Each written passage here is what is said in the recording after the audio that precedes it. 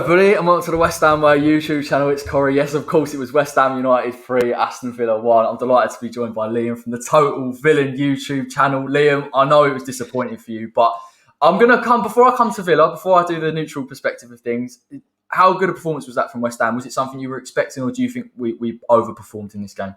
You were really irritating to play against, I've got to say. You were so organised, offensively, defensively, just all over the shop. You were really well organised, and credit to Moyes and what he's done there at West Ham, because you've gone through several managers and there hasn't really been that philosophy embedded in the club.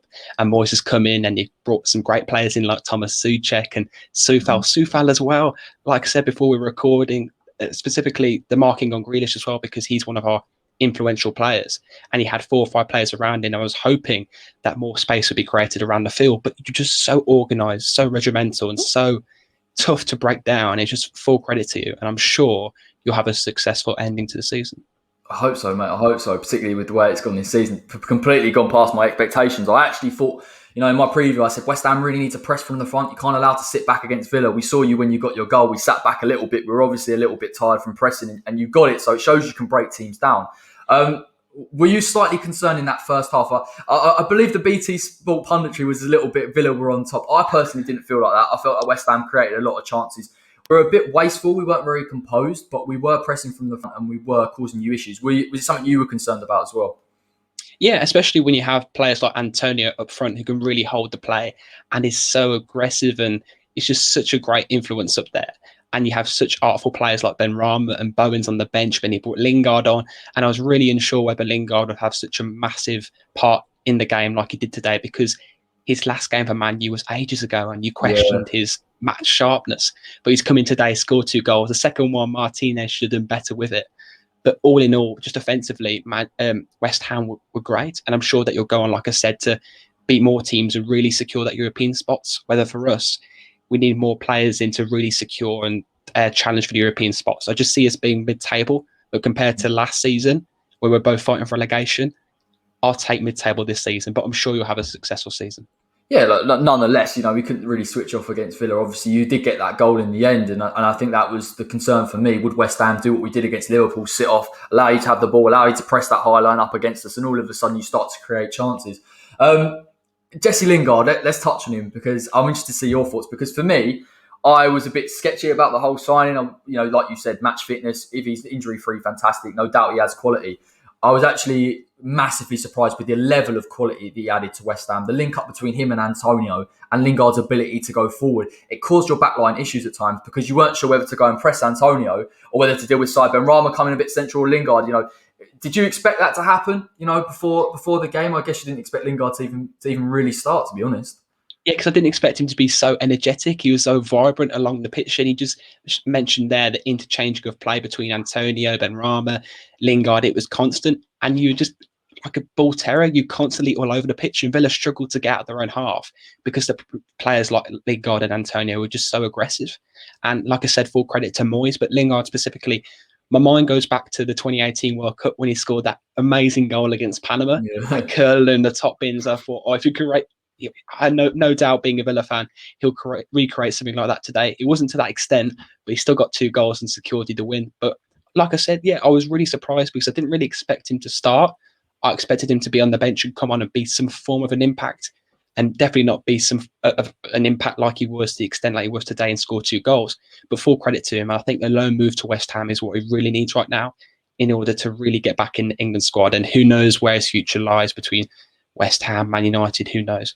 But you definitely got a great player in your hands. If he plays like that, he can stay at West Ham, definitely. I think what was interesting, and probably doesn't get picked up as a neutral looking in, is the fact that Declan Rice in this game was sitting quite deep, and he was supporting the likes of Dawson when they went to press, and we allowed our fullbacks to get forward, and we had protection with obviously Fredericks on the right hand side and Soufal bombing on, so we could afford to put numbers forward. But it was interesting because throughout the season, particularly in the reverse fixture, you see Declan Rice thinks the first goal against Grealish, presses too high, Grealish gets in the space, and then he scores. And there was none of that tonight. It felt like West Ham, in terms of the shape, were absolutely spot on to deal with Aston Villa. Yeah, and like I keep reiterating this term, but you were so irritating. You were so irritating to break down. And just Dawson's a weird one as well. Just looking specifically at the players in defence who really helped you and just become a really resolute back line. Craig Dawson's a weird one because he came in I know you sent a clip in for me for a pre-match content, and you talked about Craig Dawson, the fact they came from Watford, I believe, Yeah. and you weren't very sure whether he's going to do well or not. And he scored, was it 2 goals in the last 2 games, and he's really been an influential presence in there. And just all over the pitch, West Ham was so irritating and great to watch them. Like I said, I was talking to another friend of mine, Howard Hodgson, and in order to get a great side in your hands, you need to have that balance of entertaining play and getting results. And that balance consists of getting a really good defence and a really good attack. And you've got that now, West Ham. And it's all about the process. And Moyes has gone through that process and brought some really good players in. So all these elements being brought together, and you've come against us tonight and really showed your worth. So I was really impressed by West Ham. Yeah, and look, listen, to be fair, first half, I think Watkins had 2 real clear chances from Craig Dawson errors, so it wasn't necessary. And I was concerned about that. I knew, obviously Watkins' movement for the goal in general was very good, but equally in that first half, I thought he was causing us a few issues, and Dawson was a bit off. But where I think Moyes has been very astute is having players, like I said, Fredericks and the Soufal doubling up on the left-hand side, Declan Rice dropping into the defence at times. He's more aware of our weaknesses now. And our strengths now are starting to come out. And for me, there was a few times in that first half where I was shouting at the screen saying, Mickey, make the run, get him behind. But because we had Lingard in there, it forces Mikel Antonio further up the pitch. Equally, he doesn't have to come so deep. The whole shape of West Ham changed. I'm not going to keep going on about West Ham because I'll do it all in post-match reactions and you'll probably think you talk about Villa.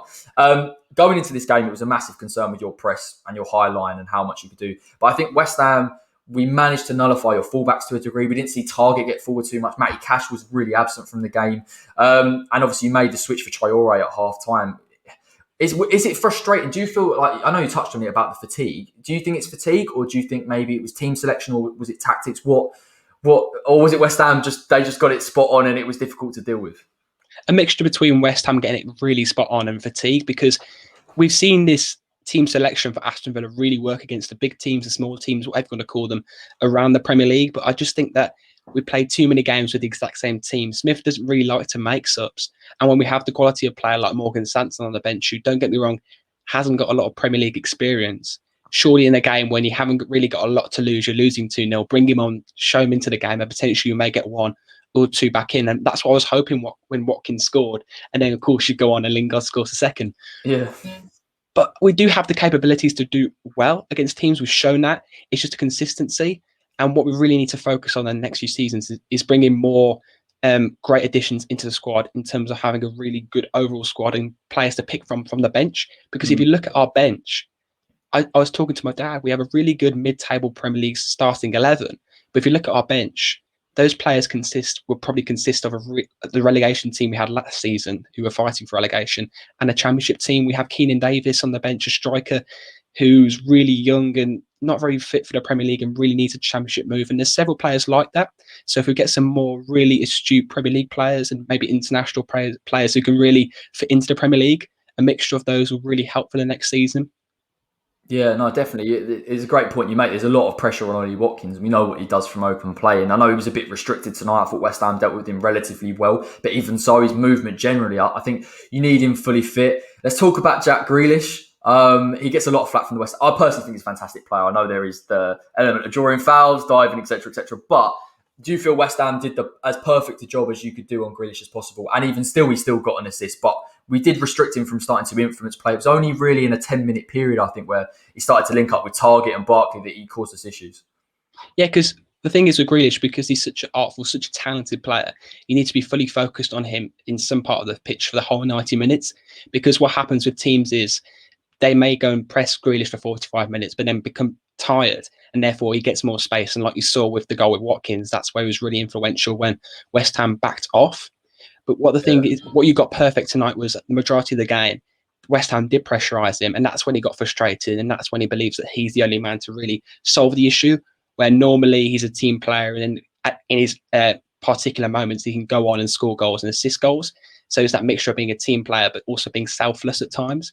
But when a team like West Ham did tonight really pressurise him and surround him with players, that's when he becomes selfish and picks the ball for himself and doesn't really look at other players. And I think that was the whole theme tonight with Aston Villa. We looked fatigued, but we also looked really frustrated and angry on the ball, and passes weren't going according to plan. It was just a really frustrating performance to see from an Aston Villa fan, because I know we're capable of better. Yeah, no, definitely. I think, and part of that is obviously West Ham frustrating you quite a bit as well. And I think it was interesting to see that change when Grealish come off to the right hand side and you being a bit more direct. I think you play with almost those inverted wingers, and we've seen Grealish sort of flip between that 10 role and the left hand side. And you can deal with it, you can nullify it. You have to, of course, lose a bit. But I thought West Ham were able to keep a lot of solidity at the back and then press with the front. And that was the real difference tonight. I'm going to have to touch on it, mate, because it was a bit surprising for me. Martinez, for me, is one of the best keepers in the league. Yeah. How do you sum up those saves? Is it because I haven't seen him make those lapses of judgment probably since I've seen him come through for Arsenal? So is it a concern for you, or do you just think it's an off night?